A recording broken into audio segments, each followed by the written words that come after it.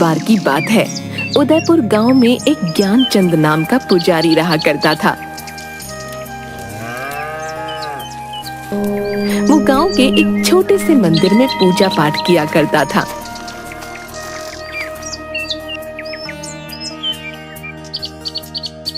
लेकिन ज्ञानचंद एक कपटी और लालची इंसान था।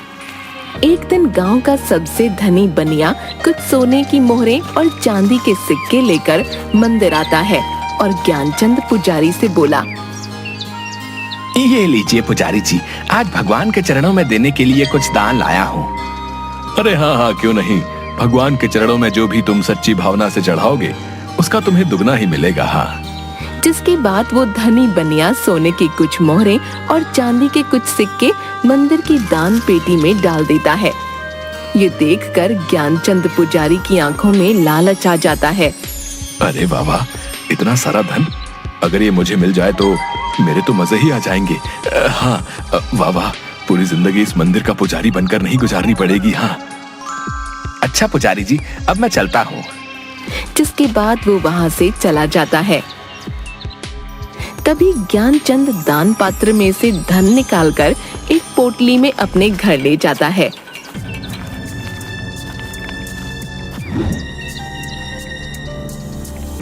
तभी उसकी पत्नी, अरे आज आप इतनी जल्दी मंदिर से आ गए, ये आप क्या लाए हैं जी? अरे अरे भाग्यवान, ये देखो, आज मैं अपने लिए कितना सारा सोना चांदी लेकर आया हूँ। अब देखना भाग्यवान, हम मौत से अपना जीवन गुजारेंगे। हाँ, देखो देखो, तुम ही देखो कितना सारा धन है।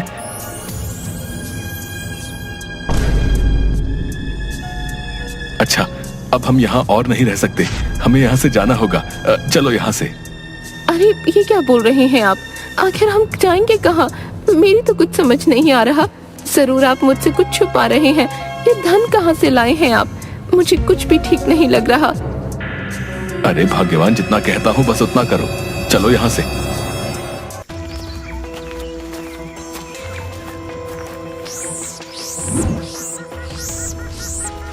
थोड़ी दूर चलने पर वो एक जंगल में पहुंचे, जहां उसे एक घास से बनी झोपड़ी दिखाई दी। अरे देखो भाग्यवान, वो सामने झोपड़ी है। चलो चलो, आज रात हम उस झोपड़ी में काट लेंगे, सुबह होते ही यहाँ से निकल जाएंगे। ठीक है जी, जैसा आप ठीक समझें। तभी दोनों उस झोपड़ी के अंदर जाते हैं। झोपड़ी में एक तरफ आग जल रही होती है और एक जगह कुछ जानवर की हड्डियां पड़ी होती हैं, जिसे देखकर ज्ञानचंद की पत्नी थोड़ी डर जाती है। देखिए जी, मुझे ये झोपड़ी सही नहीं लग रही। देखिए ना, यहाँ जानवर की हड्डियां भी बिखरी पड़ी हैं। नहीं नहीं, चलिए आप यहाँ से। अरे भाग्यवान, अब इतनी रात को हम आखिर कहाँ जाएंगे? भाग्यवान, कहीं ऐसा ना हो कोई हमसे हमारा ये धन छीन ले। नहीं नहीं, मैं ऐसे नहीं होने दे सकता। हमें आज रात यहीं रुकना होगा। अच्छा ठीक है जी, आप मेरी सुनते ही कब हैं, जैसा आप ठीक समझें। जिसके बाद वो दोनों उसी झोपड़ी में सो गए। तभी वहाँ पर एक भयानक दिखने वाला खूंखार नरभक्षी आता है, जिसके हाथ में अलग अलग जानवरों का मांस होता है। अरे बाबा, आज तो पेट भरकर भोजन मिला है।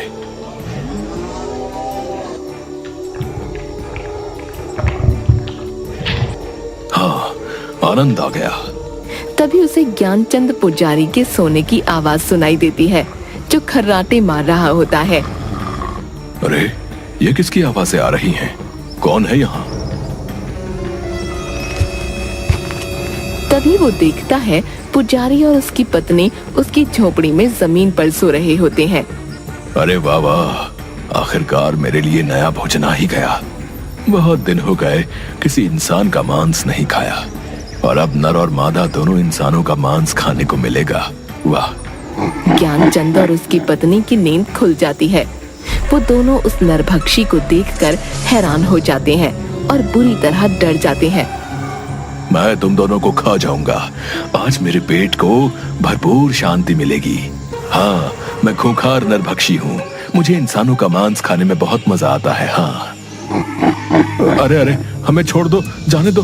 हमें नहीं पता था ये तुम्हारी झोपड़ी है। हमें रुकने के लिए शरण चाहिए थी, इसलिए इस झोपड़ी में आ गए। छोड़ दो, हमें जाने दो। मैं एक मंदिर का पुजारी हूँ और पूर्ण रूप से शाकाहारी हूँ। कभी मांस को हाथ नहीं लगाया है। ऐसे में तुम्हें हमें खाने में बिल्कुल भी मजा नहीं आएगा। छोड़ दो, हमें जाने दो। क्या कहा? तुम शाकाहारी हो? तुम दोनों को खाकर मुझे न स्वाद आएगा और न मजा, इसलिए मैं तुम दोनों को नहीं खाऊंगा। लेकिन तुम्हें इसके बदले में मेरे लिए जंगल से जानवर का मांस लाना होगा। जाओ और जाकर मेरे लिए मांस लेकर आओ। मेरी भूख को शांत करो, जाओ, वरना मैं तुम्हें ही खा जाऊंगा। हाँ हाँ, क्यों नहीं, हम दोनों अभी जंगल जाते हैं और तुम्हारे लिए किसी जानवर का मांस लेकर आते हैं। नहीं, तुम दोनों नहीं जाओगे, सिर्फ तुम जाओगे। अगर तुम वापस मेरे लिए मांस लेकर नहीं आए तो तुम्हारी ये पत्नी मेरे पास यहीं मेरी झोपड़ी में रहेगी। अगर तुम जल्दी से मेरे लिए जानवर का मांस नहीं लेकर आए तो मैं तुम्हारी पत्नी को खा जाऊंगा, समझे? अब जाओ यहाँ से। राक्षस महाराज, ये आप क्या बोल रहे हैं?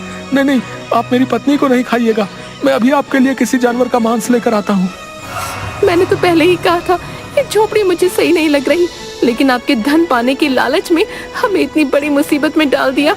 अब इस नरभक्षी के लिए किसी जानवर का मांस लेकर जल्दी आइएगा, वरना ये नरभक्षी मुझे खा जाएगा। नहीं नहीं भाग्यवान, तुम चिंता मत करो, मैं जानवर का मांस लेकर जल्दी ही वापस आ जाऊंगा। जिसके बाद वो जंगल जाता है।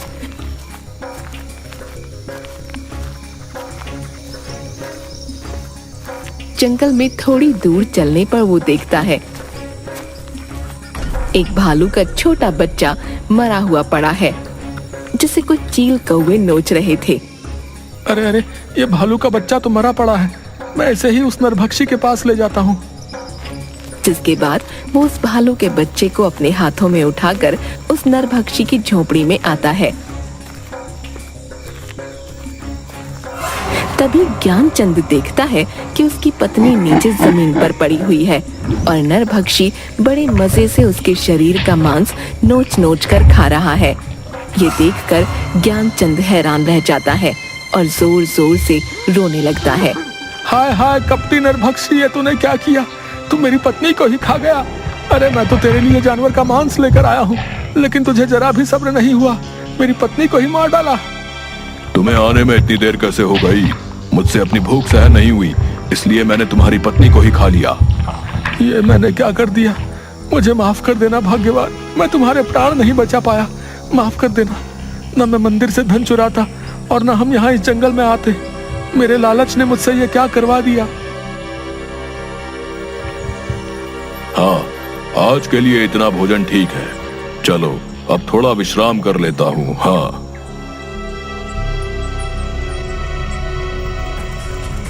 जिसके बाद वो अपनी झोपड़ी में सो जाता है। तभी ज्ञानचंद रोते हुए अपनी पत्नी की हड्डियों को उठाता है और जंगल की ओर चल देता है। वो अपनी पत्नी की हड्डियों को लेकर जंगल में जाता है और एक विशाल पेड़ के नीचे बैठ जाता है और रोने लगता है। मुझे माफ कर देना भाग्यवान, मेरे लालच ने तुम्हारी ये दशा कर दी है। मुझे बहुत पछतावा है, भगवान मुझे माफ कर देना। तभी उसे रोते देख पेड़ पर से एक गिद्ध की आवाज आती है। क्या हुआ है तुम्हें? तुम क्यों रो रहे हो? ये मेरे सोने का वक्त है, लेकिन तुम मेरी नींद में बाधा डाल रहे हो। ज्ञानचंद उसे देखकर थोड़ा डर जाता है। उस खूंखार नरभक्षी ने मेरी पत्नी को मार डाला। अब मैं क्या करूंगा? मेरी प्रिय पत्नी मुझे छोड़कर चली गई है। अब भला मैं जीवित रहकर क्या करूंगा? अब मैं भी मर जाना चाहता हूँ। मैं खुद ही उस खूंखार नरभक्षी को अपने आप को समर्पित कर दूंगा। अब मैं जीना नहीं चाहता। उस खूंखार नरभक्षी ने तुम्हारी पत्नी को भी मार डाला है। इस खूंखार नरभक्षी का आतंक तो इस जंगल में बढ़ता ही जा रहा है, जिसकी वजह से अब इस जंगल के जानवर पूरी तरह से खत्म होने को हैं। वो एक खूंखार नरभक्षी है, लेकिन मैं इसमें तुम्हारी सहायता कर सकता हूँ। तुम्हारी पत्नी फिर से जीवित हो जाएगी। ज्ञानचंद ये सुनकर थोड़ा खुश हो जाता है। क्या सच में तुम सच बोल रहे हो? क्या मेरी पत्नी फिर से जीवित हो सकती है? तुम कौन हो? आखिर मेरी पत्नी कैसे जीवित हो सकती है, बताओ मुझे। मेरा नाम गरुड़राज है। मेरे पास दैविक शक्तियां हैं, इसलिए वो खूंखार नरभक्षी मुझे कुछ नहीं कर सकता। तुम्हारी पत्नी का जीवित होने का सिर्फ एक ही रास्ता है, जिस पर चलकर ही तुम अपनी पत्नी को जीवित कर पाओगे, लेकिन वो रास्ता बहुत कठिन होगा। गरुड़राज, आखिर क्या है वो कठिन रास्ता? मुझे बताओ, मैं अपनी पत्नी को फिर से जीवित करने के लिए किसी भी कठिन रास्ते पर जाऊंगा। इस जंगल के उस पार एक गुफा है जिसमें एक बहुत ही महान तपस्वी देवराज रहा करते हैं। तुम्हें उनसे मिलना होगा। वही तुम्हारी पत्नी को फिर से जीवित करने की राह दिखाएगा। लेकिन देवराज तपस्वी किसी भी इंसान को अपनी गुफा में इतनी आसानी से आने नहीं देता। तुम्हें उससे मिलने के लिए कई चुनौतियों का सामना करना पड़ेगा। गरुड़ राज, मैं जरूर उस गुफा में उस महान तपस्वी के पास जाऊंगा, चाहे फिर मुझे कितनी ही मुश्किलों का सामना क्यों ना करना पड़े। तभी गरुड़ राज उसे अपना एक पंख देता है। ये लो मेरा ये जादुई पंख ले जाओ। जब तुम उस गुफा में मुश्किल में आओगे तब ये मेरा जादुई पंख तुम्हारी सहायता करेगा। ज्ञानचंद वो पंख लेकर जंगल के पार वाली गुफा में जाता है।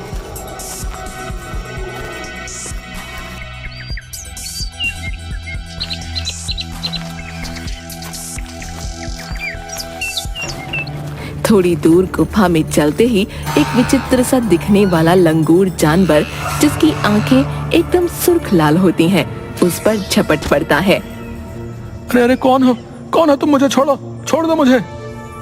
तपस्वी देवराज की इस गुफा में आने की तुम्हारी हिम्मत कैसे हुई? मैं तुम्हें जिंदा नहीं छोड़ूंगा। क्या तुम्हें नहीं पता यहाँ कोई इंसान नहीं आ सकता? नहीं नहीं, मुझे छोड़ दो, मैं बहुत मुश्किल में हूँ। मुझे यहाँ गरुड़ राज ने भेजा है। मुझे देवराज तपस्वी से मिलना ही होगा। मुझे आगे गुफा में जाने दो। ये सुनकर वो डरावना लंगूर उसे छोड़ देता है। ठीक है, मैं आगे देवराज तपस्वी से मिलने दूंगा, लेकिन इसके लिए तुम्हें एक चुनौती से गुजरना होगा। इस गुफा में आगे जाने के 2 रास्ते बताऊंगा। तुम्हें अपनी बुद्धि से सही रास्ता चुनना होगा, लेकिन याद रखना, अगर तुमने गलत रास्ता चुना तो तुम देवराज तपस्वी से कभी नहीं मिल पाओगे। ठीक है, मुझे आपकी ये चुनौती मंजूर है। जिसके बाद डरावना लंगूर अपनी आंखों की शक्ति से वहाँ 2 रास्ते बना देता है। एक रास्ते पर बहुत रोशनी होती है और दूसरे रास्ते पर बहुत अंधेरा, जिसमें सिर्फ आग की मशालें जल रही होती हैं। ये देखकर ज्ञानचंद सोच में पड़ जाता है।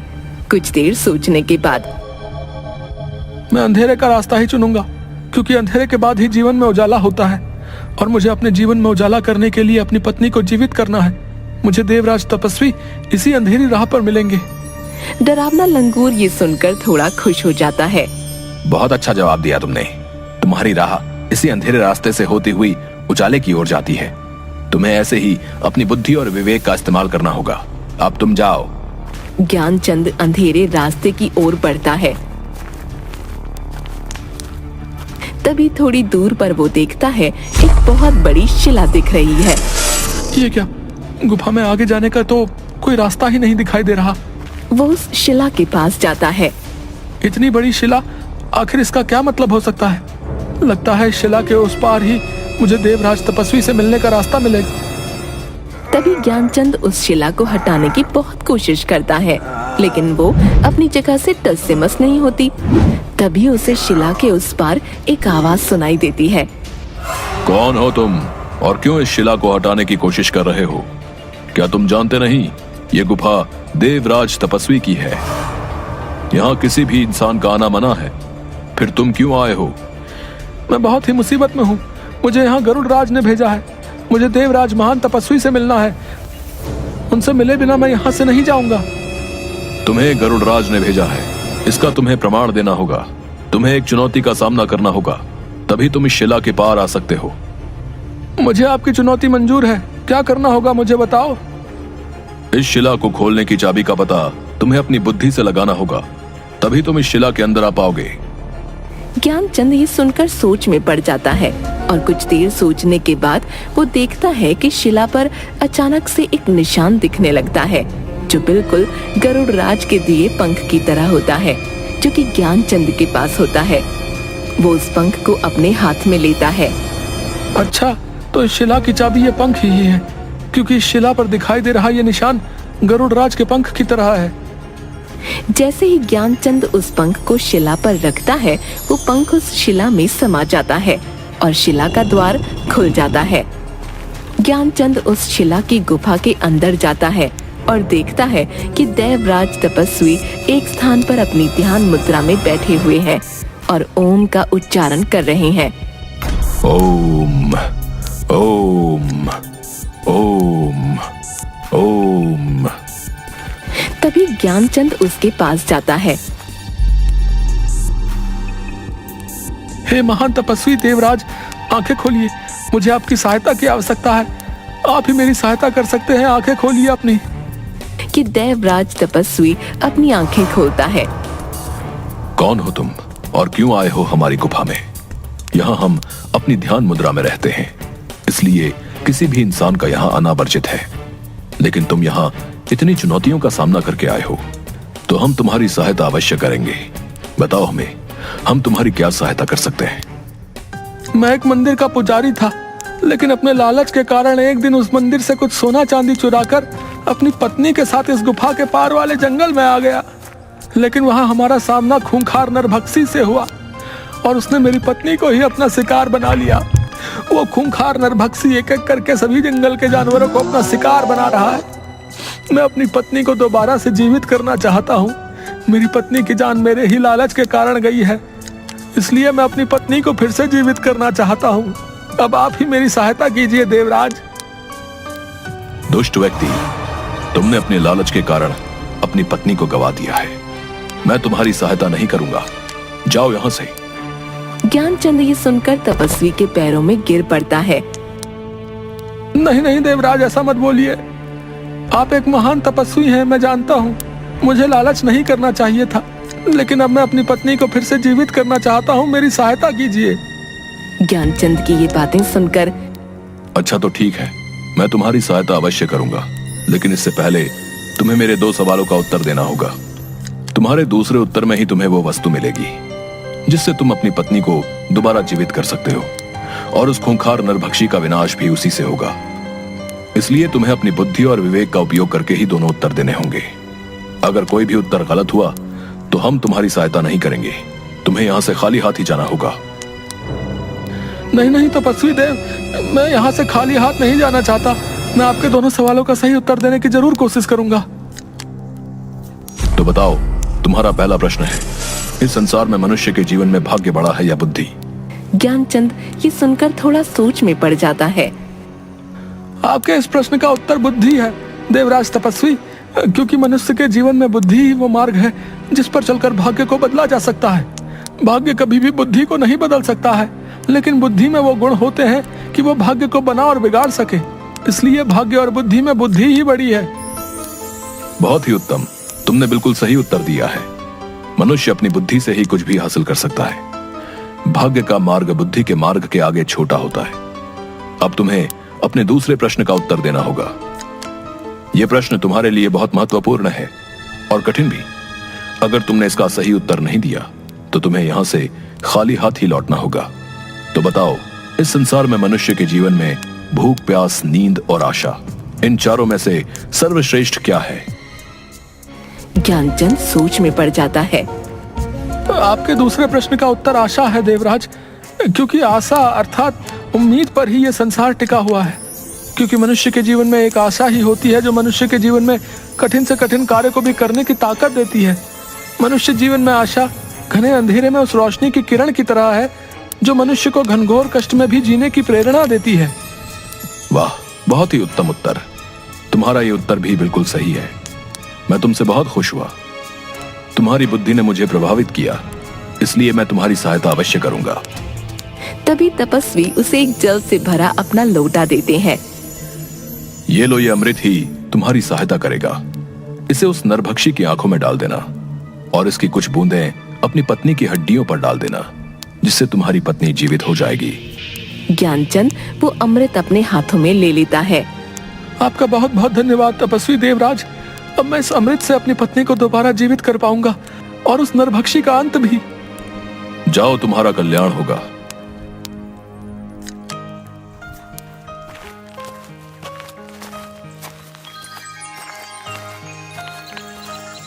जिसके बाद ज्ञानचंद अमृत लेकर उसी जंगल में जाता है।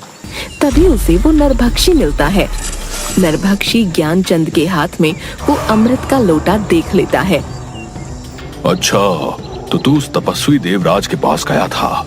उसने ही तुझे मेरे अंत का रास्ता बताया होगा, लेकिन मैं ऐसा नहीं होने दूंगा। मैं तेरे सामने ही नहीं आऊंगा तो तू मेरी आंखों पर यह अमृत भी नहीं डाल पाएगा। लेकिन मैं तुझे जिंदा नहीं छोड़ूंगा। हाँ, मैं तुझे भी खा जाऊंगा। और नरभक्षी ज्ञानचंद को अपने दांतों से उसकी गर्दन से पकड़ लेता है। तभी वहाँ गरुड़ राज पेड़ से खूंखार नरभक्षी के ऊपर छलांग मारता है और नरभक्षी ज्ञानचंद की गर्दन को छोड़ देता है। ये तूने अच्छा नहीं किया गरुड़, मैं तुझे भी जिंदा नहीं छोड़ूंगा। आज तुम दोनों को खाकर ही मैं अपनी भूख मिटाऊंगा। हाँ। कि तभी अचानक से ज्ञानचंद अपने हाथ में उपस्थित अमृत खूंखार नरभक्षी की आंखों में डाल देता है। अमृत डालते ही वो नरभक्षी जोर जोर से चिल्लाने लगता है।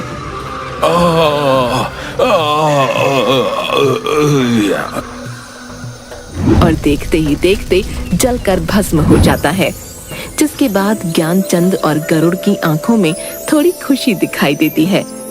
नरभक्षी का तुमने अंत कर दिया है, वाकई तुम बहुत बहादुर निकले। अब जाओ और अपनी पत्नी की हड्डियों पर इस अमृत की बूंदें डाल दो। जिसके बाद ज्ञानचंद अपनी पत्नी की हड्डियों पर उस अमृत को डाल देता है, जिसके बाद उसकी पत्नी दोबारा जीवित हो जाती है, जिसे देखकर ज्ञानचंद खुश हो जाता है। आखिर तुम फिर से जीवित हो ही गई भाग्यवान, तुम मेरे पास दोबारा लौट आई हो। मेरे लिए इससे बढ़कर और कुछ भी नहीं। लेकिन ये सब कैसे हुआ जी? मुझे तो उस खूंखार नरभक्षी ने मार डाला था, फिर ये सब कैसे हुआ? जिसके बाद ज्ञानचंद अपनी पत्नी को सारी बात बताता है। आप तो सच में एक बहादुर इंसान निकले जी। आपने लालच में जो पाप किया था उसकी सजा आपको इस रूप में मिली जी। आपके लालच ने मुझे सदैव के लिए आपसे दूर कर दिया था, लेकिन आपके पश्चाताप और मुझे दोबारा जीवित करने की इच्छा ने मुझे फिर से आपके पास वापस ला दिया है। अब आप कभी भी लालच की झांसे में मत आइएगा। हाँ नहीं भाग्यवान, मुझे समझ आ गया है, मनुष्य को लालच सिर्फ विनाश की ओर ही ले जाता है। दोनों खुश रहो। आज तुम्हारी वजह से इस जंगल को इस नरभक्षी से मुक्ति मिली। धन्यवाद। आपका भी बहुत बहुत धन्यवाद गरुड़ राज, आपकी सहायता के बिना ये संभव नहीं था।